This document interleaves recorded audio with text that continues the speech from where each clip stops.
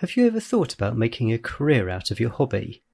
Maybe you write fiction, or maybe you paint or sculpt, and you enjoy it so much that you've thought, God, I wish I could do this for a living. Well, in this episode, we talk about what it takes to do exactly that. I'm Jeremy Klein, and this is Change Work Life.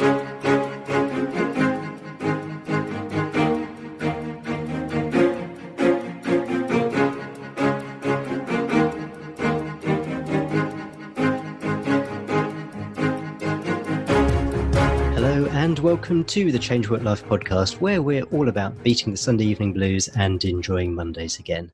Now, many of you are going to have some kind of a creative hobby. Maybe you write books, maybe you write poetry, maybe you paint, maybe you create sculptures. And I'm going to bet that a fair few of you have thought about, what would it be like trying to turn that hobby into a career? Is this something that you could get paid for? Well, this week I'm joined by Russell Nohelty of the Complete Creative, who has done just that. He's a USA Today bestselling author of both fiction and non-fiction, and he hosts the Complete Creative podcast. And if you look at the list of names of the people that he's interviewed, there are some really, really top interviews on there. So do check out top authors on there. So do check that out. Russell also teaches other authors what they need to do in order to become successful authors. Russell, welcome to the show. Thank you so much for having me. It's great to be here. Aside from the introduction that I've just given, perhaps you could tell us a little bit more about what it is that you do. Sure. As you mentioned, I'm a USA Today bestselling author. The main thing that I make my money on is my fiction. So a lot of times the first thing that people ask me when I go to train them is, well, are you the kind of person who is making your living teaching other people how to be a creative? Or are you a person that actually makes their living on their creativity? And I've been very blessed for the last 5 years that my main source of income has been the actual creative part of my business. Not that it's not very nice to then also go and train people, but I have been a writer. Officially, I think I wrote my first movie script in 2006. I wrote my first comic book in 2010, and I've been doing this full time since 2015. In terms of the teaching, what sort of form does your teaching take? Sure. My site, The Complete Creative, has a couple of components. I try to give 99% of what I learn for free. So what happens is Wannabe Press is where I test everything. So I'm kind of my own test subject. And then The Complete Creative is once I've mastered something, or even as I'm working through something, I will post it on my blog. And then I have these free courses that I take that I have. Free business course, a free Kickstarter course, a free novel writing course, and a couple others. And then I have paid courses as well, which will teach you. The paid courses are really the marketing side of it. So how to build an audience from scratch, how to run Facebook ads, how to do like viral builders. So like you can like build your mailing list very fast. And there's a couple of other like components of sort of what it takes to do the marketing side. It's sort of my unfair advantage of being able to teach the marketing side of it in a way that creators and creatives understand and can actually implement. Most business courses are made for pain point selling. And unfortunately, creatives are not pain point sellers. You know, the things that we make are edifying to the soul. They're not something that you go and you're not going into the library and saying, I really need to like edify my soul today. So I'm going to like pick up this book. It's just a very different kind of selling. So I kind of bridge the gap between entrepreneurial business and then creative business. How did you get into creative writing? And I suppose perhaps the question is, how did you get into creative writing as an adult? Because, I mean, you know, everyone at school writes stories. And certainly I remember grandly telling my relatives when I was about 9 years old that I was going to be an author. But then real world happens and most people don't have time to write books. So when did you start and why did you start?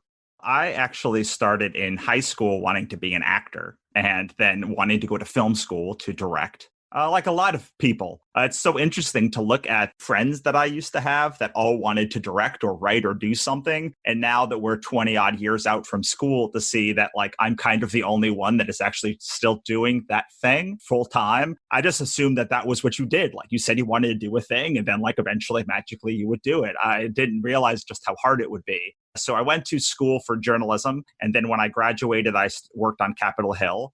And then after that, I bored of that in about 6 months. And I started a photography company called RPN Photography, where I did fashion photography and I shot movies and TV shows. And I would say I was rubbish at it, but I did not have the drive and desire to learn everything about photography. Like I didn't care that much about equipment. I didn't care that much about like learning new angles or like taking courses on it. I liked it, but only in so much as it serviced me. Whereas with writing, like I will just take every course. I will read everything. I will do the boring stuff because like I desperately want to do better in writing. So I went from photography, I directed, I was an executive producer on a television network for a little bit. And then in 2008, I got into a car accident and I could not do photography. I could not direct. I basically was in a neck brace for 6 months and all I had was a computer. And that's really when I fell in love with writing. I heard a statistic that your first 10 scripts are going to suck. So I set out to write my first 10 things as quickly as possible so that I could like stop sucking as quickly as possible. And weirdly, that sort of like doing stuff in a compressed time frame kind of became a theme for the rest of my career. So then I moved to LA to be a writer and I started making comics and then writing novels. It was this slow incremental progress that doesn't like, I can't pinpoint one moment. It's just the aggregate and accumulation of it has led to what happened now and just having the desire to get better and better and better and keep writing. That's really interesting what you say about this sort of, your first 10 scripts will be rubbish, so you set out to write your first 10 as quickly as possible. That's a brilliant way of thinking about it. It takes me back, this is quite some time. I think this was like one of those museum cinema things where it was in the US, it was in Washington, and it was all about pilots in the Air Force. And they said how if pilots can get through their first, I don't know, whatever it is, like 10 hours of combat flying, then that greatly increases their chances of making it, to be frank. And so the training is there to give them that controlled, non-lethal environment. Yeah, I love the idea of kind of manufacturing your sort of learning curve in that way. When did creative writing become something that you first kind of made some money out of? I mean, what led to that?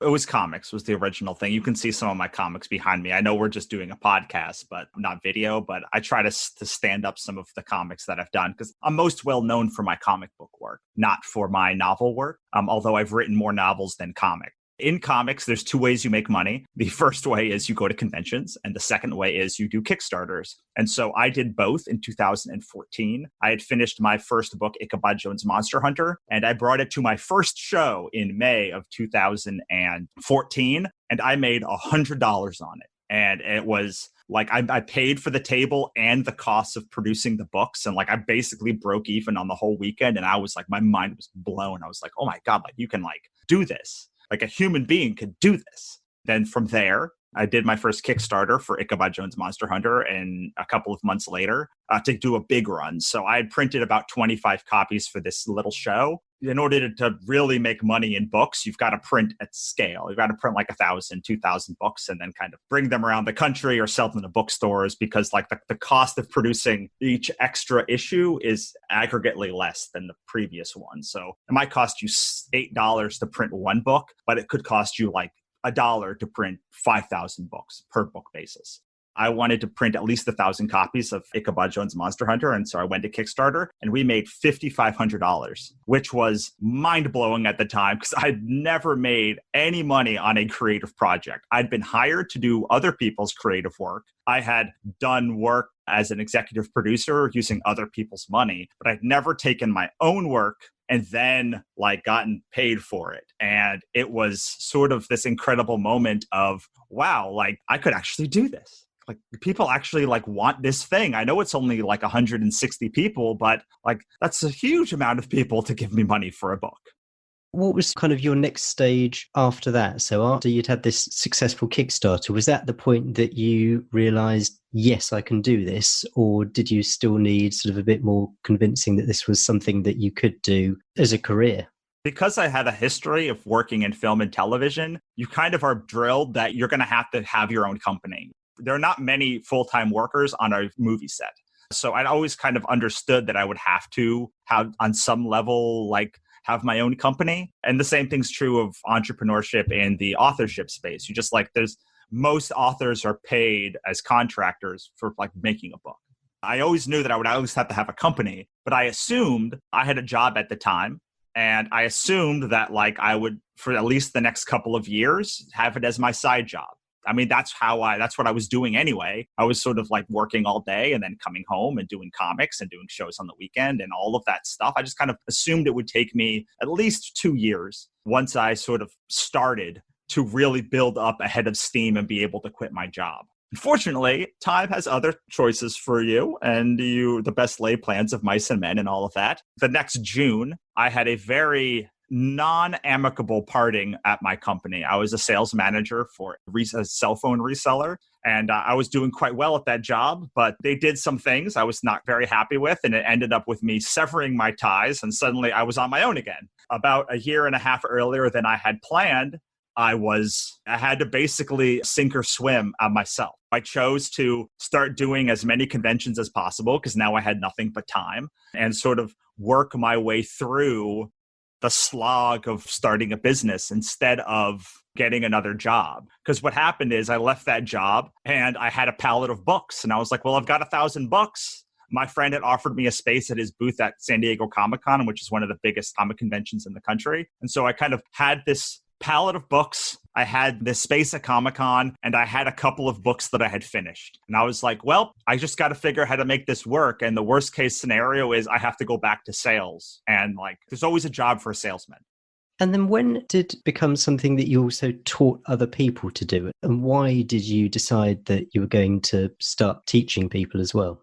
That part sort of evolved. All of this kind of evolved organically over time. But when you're doing conventions, a big part of doing conventions is speaking on panels.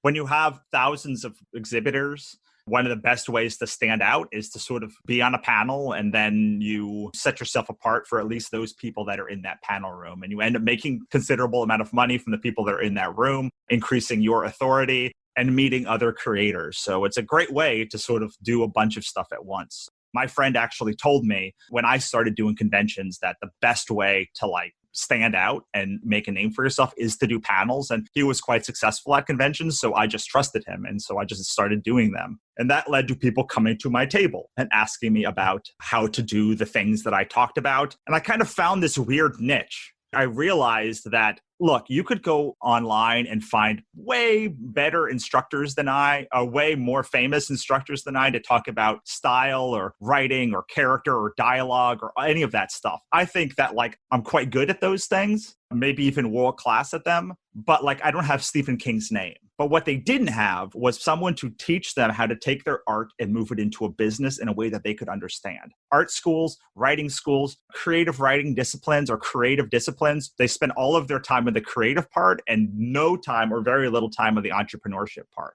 So I just started to like have panels on how to build an audience from scratch and how to run Kickstarters and sort of, again, teaching all of the things that I'd already know. And that led to many, many more people coming to my table and finding me online to the point that it stopped my ability to sell my work. And so it really started with, I had a podcast called The Business of Art, and people would ask me all of these questions, and the same questions started coming up. And so I created a book called How to Build Your Creative Career. And I said, okay, so these are the biggest questions that you had, put in book form. And what happens whenever you're talking to somebody is you forget stuff, right? Like it's very hard to pitch a perfect game and tell everyone the important things they need to know on the fly. So I wanted to have a resource that sort of gave people all of the resources that they need. And it was well laid out, well thought out, and it was sort of my perfect game. It was like, here are all of the pieces that you need to know. Here's all the things you need for your con table. Here's how to set up your sales funnel step by step. And I figured that would be the end of it. But then people read the book and they asked me more questions. And they're like, great, how do you implement this? And so I was like, well, here's a course on how to implement it. And then they started paying for that. And they said, great, now I need that. Now, how do I run Facebook ads? Or how do I do all of this other stuff? And because I had been sort of successful at helping authors create their brands and helping authors like build their own mailing lists, just like I was building my own, because I had a big mailing list at the time, people just kept coming and asking me questions. And eventually it became all of these scattered ideas that I had to bring into one place. So in 2017, I took all of these sort of disparate information that was around and I quarantined off a part of my website or part of my company, the Wannabe Press, just for nonfiction help like work. And it became the Complete Creative. And it sort of was, as I was building my authorship brand, I sort of started getting a lot of people in that mailing list and in that brand who were just readers. They were not creators. When I was small, kind of they were all the same. But as I grew, there were people who wanted to hear about my writing and had no interest in how to build their writer career, and then people who cared about how to build a writer career and didn't care about my work. So it made sense to sort of branch those off when they used to be all together. A lot of people are going to fancy themselves as the next J.K. Rowling, the next John Grisham, the next Stephen King, the next Russell Nohelty. How do you know, leaving aside that you might enjoy the process of creative writing, how do you know that you're good enough, that other people are going to like what you produce?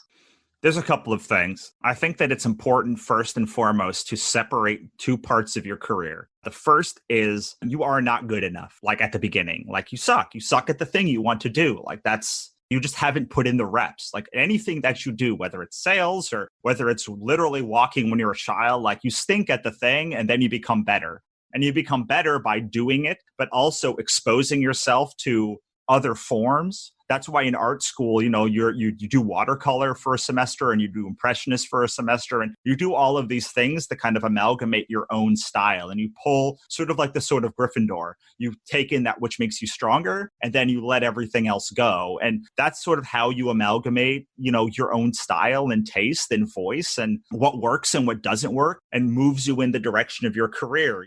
Maybe it'll be memoir. I have a friend who said, why would I make other worlds when I could just talk about myself? And I thought that was quite funny. But also that's what I don't like talking about myself. I like helping other people, and talking and telling stories about my own career is a way to encapsulate concepts, but I don't have a affinity for talking about myself. I like building worlds, and I like not living in reality because reality stinks. So that's what led me to fantasy. But everyone's going to sort of have their own amalgamation of stuff. The first part of it is really doing the reps and trying a bunch of different stuff and writing a thriller, even if you like fantasy, and writing long form and short form, and doing it until you feel like you don't stink at it, or that you've put in enough work. You have a body of work that you could throw away, and now you've sort of figured it out. Now, it's very hard to know when you're at that moment. And at some point, you're going to have to start showing it to people. And what you're looking for when you show it to people isn't... So what'll happen when you show stuff to people is they'll be like, oh, that's so nice. Yeah, it was good. It was good. It was good. It was good. Especially if they are doing it a bunch of times. It was good. Yeah, I liked it.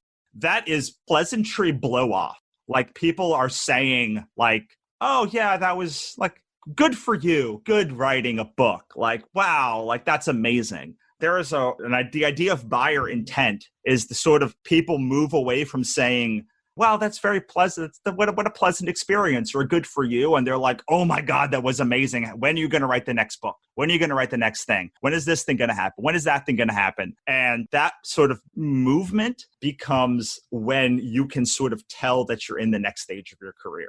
The real next stage, though, when you really know, is if you can show it to a random person who also has interest in this product, but likes you, but not enough to lie to you. So this is how you develop your audience initially you start with people who like you, but not enough to lie to you. So for instance, I'm about to go to my 20-year high school reunion next year. And there are people on my Facebook feed who I've been friends with since high school, but not friends with. We're friends on Facebook, but we don't actually talk very much. And some of those people have actually become amazing fans of mine and really good friends. But when I started writing, they were the people that were kind of interested in my work, even though we didn't talk a lot. And so they liked me, they had an affinity for me, but they had no reason to like my work. They had no vested interest in my work. Those are the people that you're looking for to really show it to and know if you're doing it the right way. So knowing if they're literally going to buy the next book. Are there any communities out there where you kind of ready-made for this? So I don't know, Facebook aspiring writers where you can sort of throw something up to be shot down?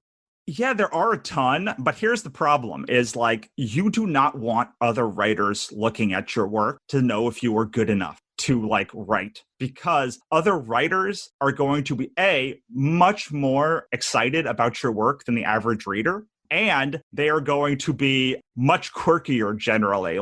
Usually a person who is a writer reads in a bunch of different genres. They're like the most voracious readers. The people that you're looking for, much like if you're trying to find new people for your podcast, are people that are readers. And readers first, and specifically read in the genre that you want to write in, because they are going to know all of the tropes. They're going to read voraciously in that genre, maybe not other genres, and they're going to be able to tell you whether it's bad, whether it's pleasantly good or okay, or whether like they must buy the next one now.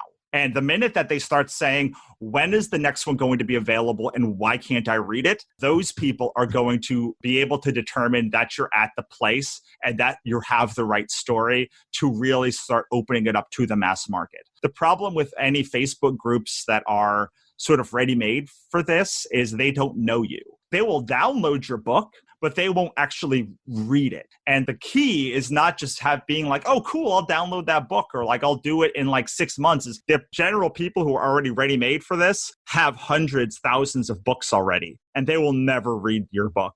They love acquiring books, but they don't necessarily love reading them. So finding someone in your own community who already knows, likes, and trusts you, who has an affinity for you, you're going to then be able to leverage that to them actually read your book.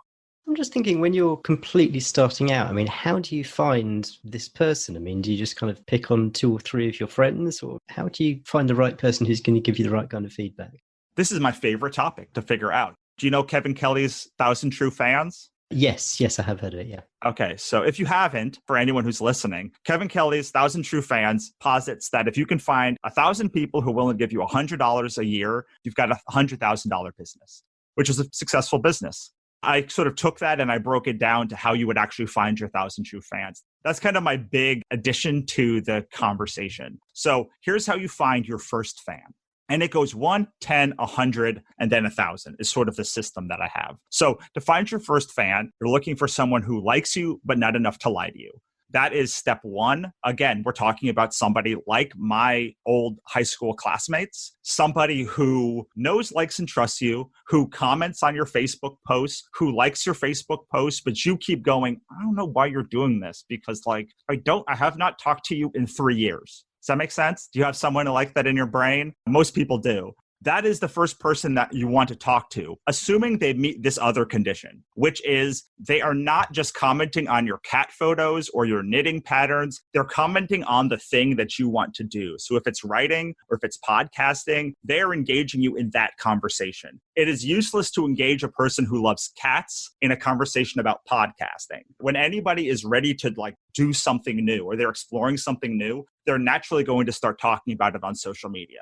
They're going to like be sharing articles or doing some sort of conversing about that topic. And the perfect person to sort of reach out to first is the person who is engaging, who fits that criteria of liking you, but not enough to lie to you, and is engaging you in the conversation that you are trying to have on podcasting or writing or any of that stuff. And if you just post enough about that topic, I'm not saying post 50 times a day, but like you talk about it for like a week or a month, some of these people are going to show up again and again and again and again and again. You don't want to find your mother or your close friends or anybody who has a reason to lie to you. And I'm not saying they'll lie to you because of a malicious way. They think they're helping, but they're not helping because they're not actually giving you the data you want, which is this work good enough to actually sell? You've been through this process. You've got your 1 fan, your 10 fans, your 100 fans, your 1,000 fans. You now realize that you've got people who are prepared to read your stuff. I'm guessing that of itself is probably not enough to start to turn it into a career. Maybe it's a great start, but I kind of get the impression that it's probably just the start before you really ramp it up. No, I don't necessarily agree with that. I made about $60,000 last year on my big Russell Nohelty like writing brand. Last year was the first time that I actually made the same amount of money on the Complete Creative. The Complete Creative, the mailing list I made all of that money on had a list of 300 people. I made $60,000 this year from 300 people, and then I made another $60,000 last year from a list of 20,000 people. You can have a powerful selling ability with 100 or 200 people. In fact, it took us 3 years to build a mailing list of 2,000 people, but we were making $50,000, $60,000 a year during that time. It wasn't great money. It was like we were losing money more than we were making it, but like we were building that audience even from the start. The important part is that you're making something with your audience in mind. What happens when you have, let's say, 10 people in your audience? Because you will have reached out to that first person, you've talked to them, you've figured out like why they like you, all the psychographic information that you need to sort of understand what your brand or you're going to be making is. And you have like a little, then you do that 9 more times, you have 10 people, they sort of become your first focus group as you're trying to figure out like, should I make this? Should I make this other thing? Like, which book do you make? And as you're doing that, you are testing it against making money on it. So you go and you say, I want to make this book about angels and fairies fighting each other. And then you ask your 10 people focus group, hey, I want to make this thing about angels and fairies fighting each other. How does that sound? And they go, it sounds brilliant. And you go, cool. Here is a PayPal link. Give me $20. I'll send you the book when it's done. And if they say, yes, I will do that, and they engage in that interaction, they haven't just told you what you wanted to hear. They actually will say, yes, I desperately want that book. And that allows you to know that you're on the right track. It is at every stage pinging your audience and making sure you're on the right track. The problem when we are building an audience is we will build a huge audience, but we'll never not monetize it, even though it is monetizing it. We never test them to let us know if they are actually giving us the data that we need. So for instance, they might say that they really want a book about angels and fairies, but when you put up and say, hey, look, I'm going to write this book about angels and fairies, and here's a little bit of information about it, they don't buy. And then you'll know that they're just telling you what you want to hear. And then you'll be like, oh, well, you don't actually want that. Well, let me go back and redevise what I'm going to make. And then you say, what about dragons and fairies? And they go, yes, that's the one. And then they buy that book. You now know you're on the right track. And then you keep doing that at every stage. So you know that you're making the thing that the audience doesn't just say they want, but they actually like will take the tangible step to buy that thing. How do you get to the stage where you feel that you can start asking your audience for money? Because they've already got to like your stuff sufficiently that they think, oh, brilliant, yeah, book about dragons fighting fairies. Yeah, I'm definitely interested in that. Here's 20 quid and I'll see you when it's written. They've got to already have a good handle that they like your writing style, they're going to enjoy what you're doing. So how do you get to that place? The most important thing at the beginning is that they like you. And that they like the idea and that they believe you will execute on that idea. The people that you're talking to who are in your ideal audience or let's talk about podcasting, because like podcasting is the thing we both do, right? You've got your 10 people, the 10 humans who have been talking to you about podcasting for the past year. You've been talking about like you want to start a podcast. And you found 10 people in your existing network. So these are people who already know, like, and trust you. So the sales funnel, which is the thing that we're trying to create for all creatives, is someone who knows you, likes you, trusts you, and then will buy from you. So those people who are in your network already, who you've reached out to, who form your little focus group, are the people who already know, like, and trust you. So these are people that are going to like your taste already. And when you go out and you interview them, because that is part of the step of finding these perfect people, is they're the people that you found and then you reached out to them and you didn't interview with them. I think we may have missed that part. So you have found the person, you have now reached out to interview them. And you've said, do you have an hour? I really want to start a podcast. I think you'd be the perfect kind of human to listen to it, but I want to make sure I'm on the right track. And usually 99 times out of 100, as long as you're picking the right person who already has some affinity to you, they're going to say, yes, sure, I'll take a half hour or an hour of my time to talk to you about this. And you're going to then have a dialogue and conversation about like what they like, what podcasts they listen to, what they like about you specifically. Like, what is it about your worldview that like interests them, that gets them like excited about like following your work and liking it? And like, what is it that you share that is so exciting to them? And all of that information is going to go towards your messaging and going to go towards the kind of podcast that you make sure that you're on the right track. And then you're going to get from 1 to 10, you do 9 more interviews to get up to 10 people who now are in the perfect audience and you've interviewed them. So now they have a real vested stake in this podcast working because you're actually reaching out to them and trying to get it to work.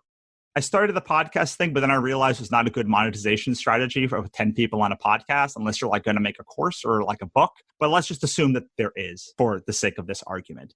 because these people now know, like, trust you, they've told you exactly what they like and what they want. They know that you have listened to podcasts, or maybe you're recording little interviews that you're sharing with them, or you're writing short stories, or they've read some of your earlier work. Like, they already know that you are the kind of person that they want to make the thing that you're going to make. Then most of the leap after that, is this a thing that they would want to buy? So you would go to these same people and you would say, okay, so I have a book now on how to change your work-life balance, how to build your creative career.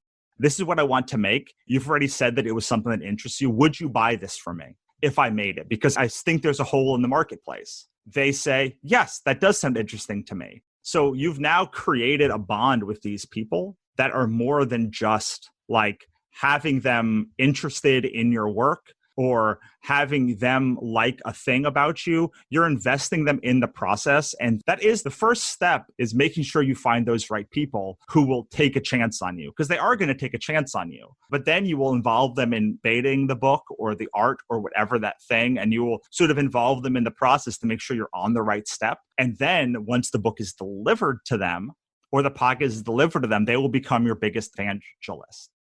Conscious of time, and I think what I would just like to ask you is kind of someone who's kind of thinking, great, okay, I can see how I don't necessarily need that many people in my audience, turn this into something that I could potentially live off. I mean, those people who are kind of, yeah, but I want to reach tens of thousands, hundreds of thousands. What sort of things, and perhaps we can only touch on this briefly, what's the kind of like the next level marketing that person has to do beyond what we've been talking about?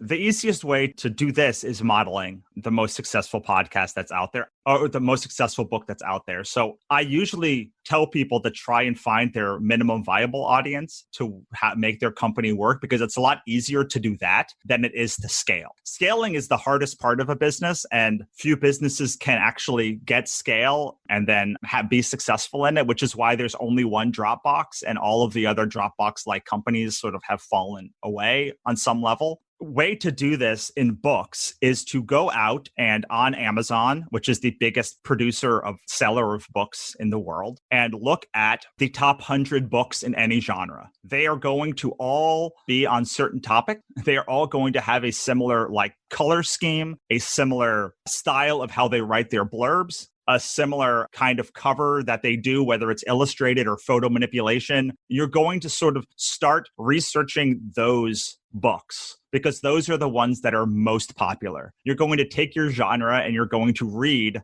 every book that's popular. And then you're going to sort of find the tropes that exist in that genre, and you're going to model them and make sure you include as many of them as possible. And then for authors, you're going to make 3 books. You're going to commit to writing 3 books, getting 3 covers, and getting it very spot on in genre. Like as spot on as you can possibly make it. If it's paranormal romance or if it's thriller or like whatever the category is that you're trying to dominate, you are going to go and make a book that is exactly like the other books in the genre that are out there now. Now, if you're sitting there going, but I want to make art, I don't want to make commerce, and I don't want to like do all that stuff, this is why I tell people to focus on the minimum viable audience and try and find an audience of other weirdos who grok the same thing you're doing. Because the way to scale in books is to do something in one of 2 genres, thriller or romance, because they're the biggest 2 genres. And because your books are going to have to be cheap, because that's what all the other books in the genre are, you're going to then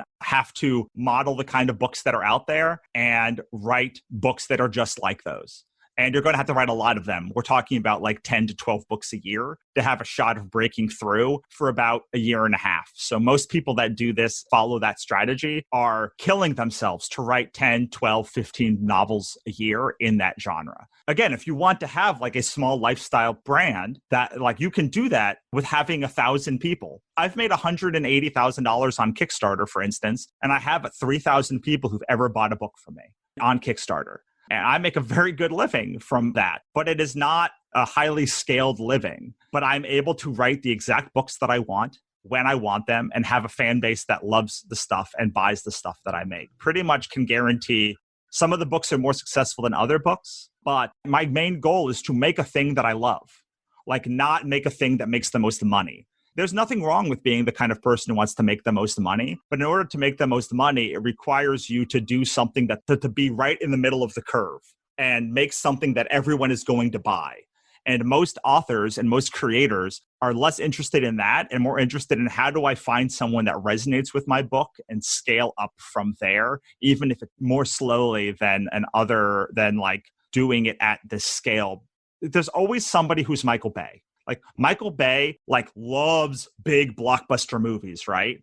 So Michael Bay's taste is right in the middle of the curve. George Lucas's taste is right in the middle of the curve. Like they love this thing that audiences love. If you're lucky like that, that's great. I've got plenty of fans of writers that I know who write romance and they love romance, or they love dark romance, or they love paranormal romance, or they love thrillers. And if your taste happens to be right in the middle of the curve, man, more power to you. Awesome. Or if you're willing to move your taste to the middle of the curve to make it work, awesome. If you've got weird taste, like most artists, and you just want to do your weird thing in your weird time, then I think that your goal should be to find those people that are rabid about your work and then work towards scaling those rabid fans over time wherever they hang out. Russell, this has been absolutely awesome. In terms of resources that you can point people to, obviously there's everything that you've got on your website and podcast, but is there anything else, any other sort of books or quotes or just something that you continually find yourself pointing other people to, or that have really helped you that you can maybe mention? There's a couple of people who sort of work in the creative entrepreneurship space. I like Corey Huff, Jeff Goins. If you're still trying to get more creativity into your life, then I like The Artist's Way, Steal Like an Artist by Austin Kleon. Do the Work, he also wrote a book called Do the Work. Big Magic by Elizabeth Gilbert is wonderful. The Art of Asking from Amanda Palmer is amazing. So those are the kind of ones that I find myself going back to again and again and again. The thing that you should be conscious of is that there are a lot of academics who are not successful creatives who write in the creative entrepreneurship space. There are a lot of entrepreneurs who are not creative who write in the creative entrepreneurship space. But really, the people that are working on the creative side of creativity and making their living from the creative part of that are the people that you're really looking for. So Derek Murphy has a site called The Creative Indie. Neil Stephenson's First 10,000 Readers. Mark Dawson has self-publishing school, I believe it's called. Mark Dawson is a massive thriller author, one of the biggest in the world. And he now has his own sort of training academy for this stuff. So there's a lot of people out there, but there are more people who are doing academic or entrepreneurship work. And you really want to find the people that can mold and do both of those things quite well. Well, I think you've given us a big enough list there to be getting on with. And where can people find you and all the information that you provide? Sure. TheCompleteCreative.com is where my podcast, The Complete Creative, lives. And if you want to do the work of finding your audience, I have a free webinar at thecompletecreative.com/audience, which is about a 20-minute webinar that'll walk you through everything that you need to sort of start thinking about and building your audience. And then, hey, I'll give a quick plug to, if you like magic, mythology, and monsters, I am very good at writing fantasy. And my biggest book is called The Godsverse Chronicles. And the first book in that, And Demons Followed Behind Her, is free on all platforms. Fantastic. Links to all of those will be in the show notes. Russell, this has been, for someone who kind of dropped the idea of being an author at about the age of 10 years old, this has been quite inspiring. So thank you so much. Thank you so much for having me on. I look forward to hearing it when it comes out. So many great points in that interview. I just wanted to draw out two. The first was what Russell was saying about basically trying to get your practice out of the way as quickly as possible. So he talked about how his first 10 scripts would be rubbish. So what did he do? He wrote down 10 scripts as quickly as he could.